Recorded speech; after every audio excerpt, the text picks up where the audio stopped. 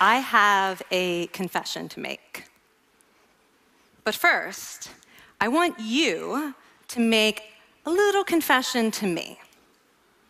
In the past year, I want you to just raise your hand if you've experienced relatively little stress. Anyone?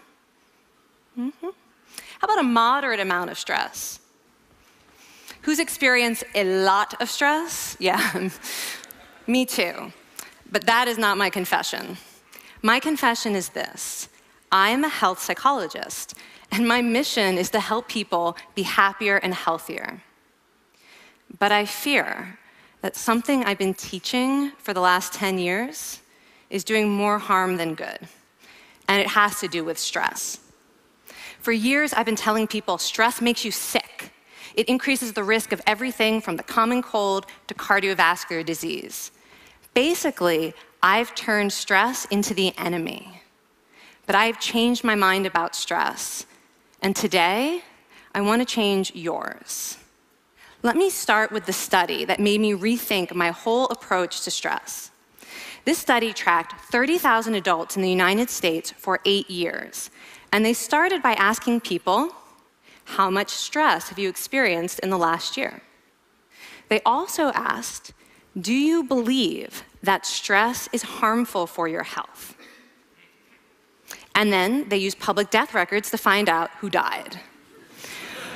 Okay, some bad news first. People who experienced a lot of stress in the previous year had a 43% increased risk of dying. But that was only true for the people who also believed that stress is harmful for your health. People who experienced a lot of stress but did not view stress as harmful were no more likely to die. In fact, they had the lowest risk of dying of anyone in the study, including people who had relatively little stress. Now, the researchers estimated that over the 8 years they were tracking deaths, 182,000 Americans died prematurely, not from stress, but from the belief that stress is bad for you. That is over 20,000 deaths a year. Now, if that estimate is correct, that would make believing stress is bad for you the 15th largest cause of death in the United States last year, killing more people than skin cancer, HIV, AIDS, and homicide. You can see why this study freaked me out. Here I've been spending so much energy telling people stress is bad for your health.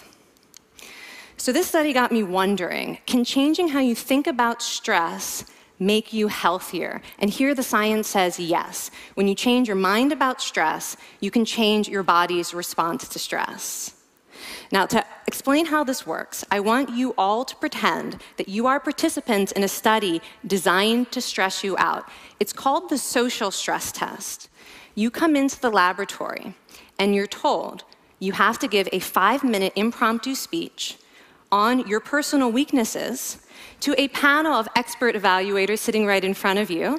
And to make sure you feel the pressure, there are bright lights and a camera in your face, kind of like this. And the evaluators have been trained to give you discouraging nonverbal feedback, like this.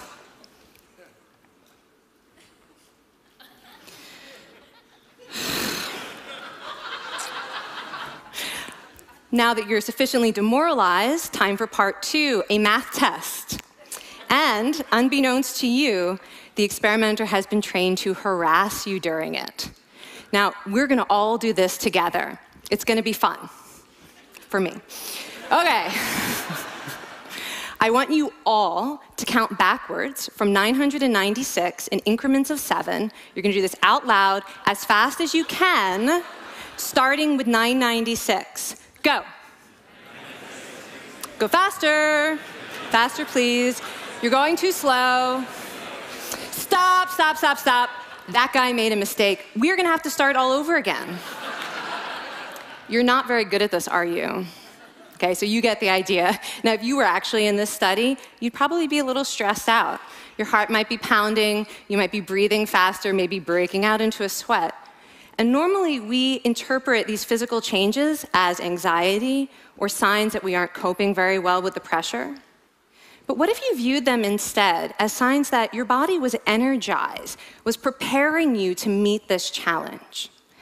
Now, that is exactly what participants were told in a study conducted at Harvard University. Before they went through the social stress test, they were taught to rethink their stress response as helpful. That pounding heart is preparing you for action.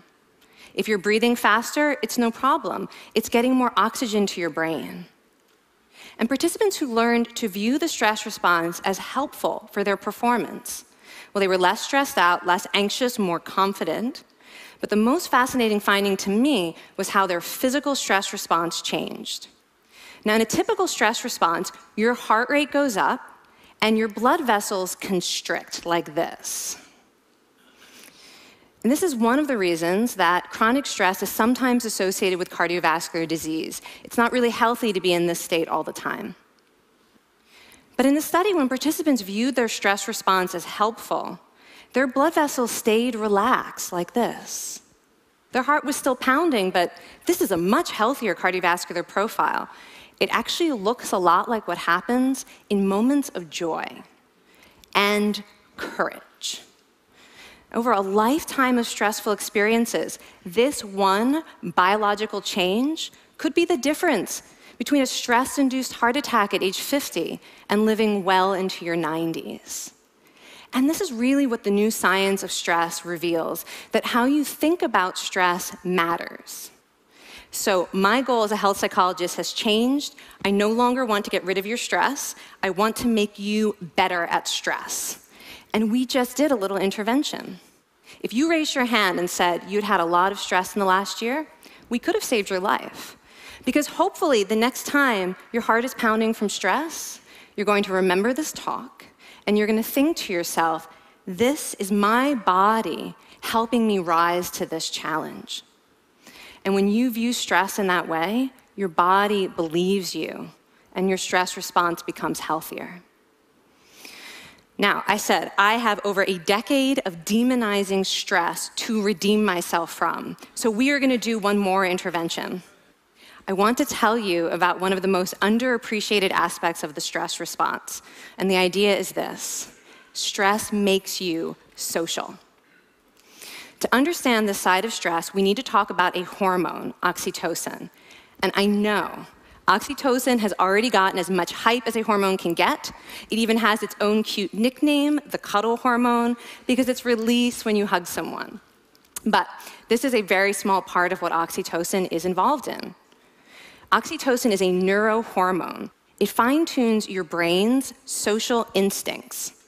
It primes you to do things that strengthen close relationships. Oxytocin makes you crave physical contact with your friends and family. It enhances your empathy. It even makes you more willing to help and support the people you care about. Some people have even suggested we should snort oxytocin, right, to become more compassionate and caring. But here's what most people don't understand about oxytocin. It's a stress hormone. Your pituitary gland pumps this stuff out as part of the stress response. It's as much a part of your stress response as the adrenaline that makes your heart pound. And when oxytocin is released in the stress response, it is motivating you to seek support. Your biological stress response is nudging you to tell someone how you feel instead of bottling it up. Your stress response wants to make sure you notice when someone else in your life is struggling so that you can support each other. When life is difficult, your stress response wants you to be surrounded by people who care about you. Okay, so how is knowing this side of stress going to make you healthier? Well, oxytocin doesn't only act on your brain, it also acts on your body. And one of its main roles in your body is to protect your cardiovascular system from the effects of stress. It's a natural anti-inflammatory. It also helps your blood vessels stay relaxed during stress. But my favorite effect on the body is actually on the heart. Your heart has receptors for this hormone. And oxytocin helps heart cells regenerate and heal from any stress-induced damage. This stress hormone strengthens your heart. And the cool thing is that all of these physical benefits of oxytocin are enhanced by social contact and social support. So when you reach out to others under stress, either to seek support or to help someone else, you release more of this hormone, your stress response becomes healthier, and you actually recover faster from stress. I find this amazing that your stress response has a built-in mechanism for stress resilience. And that mechanism is human connection. I want to finish by telling you about one more study. And listen up, because this study could also save a life. This study tracked about 1,000 adults in the United States, and they ranged in age from 34 to 93. And they started the study by asking, how much stress have you experienced in the last year? They also asked, how much time have you spent helping out friends, neighbors, people in your community? And then they used public records for the next 5 years to find out who died. Okay, so the bad news first. For every major stressful life experience, like financial difficulties or family crisis, that increased the risk of dying by 30%. But, and I hope you are expecting a but by now, but that wasn't true for everyone. People who spent time caring for others showed absolutely no stress-related increase in dying, 0. Caring created resilience. And so we see once again that the harmful effects of stress on your health are not inevitable. How you think and how you act can transform your experience of stress. When you choose to view your stress response as helpful, you create the biology of courage. And when you choose to connect with others under stress, you can create resilience. Now, I wouldn't necessarily ask for more stressful experiences in my life, but this science has given me a whole new appreciation for stress. Stress gives us access to our hearts. The compassionate heart that finds joy and meaning in connecting with others. And yes, your pounding physical heart working so hard to give you strength and energy. And when you choose to view stress in this way, you're not just getting better at stress, you're actually making a pretty profound statement. You're saying that you can trust yourself to handle life's challenges. And you're remembering that you don't have to face them alone. Thank you. Thank you.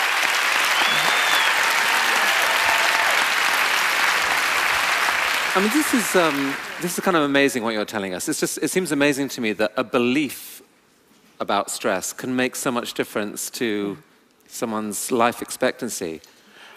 How would that extend to advice? Like if someone's making a lifestyle choice between, say, a stressful job and a non-stressful job, does it matter that which way they go, that it's equally wise to go for the stressful job so long as you believe that you can handle it in some sense? Yeah, and one thing we know for certain is that chasing meaning is better for your health than trying to avoid discomfort. And so I would say that's really the best way to make decisions, is go after what it is that creates meaning in your life and then trust yourself to handle the stress that follows. Thank you so much, Kelly. Thank you. It's really cool.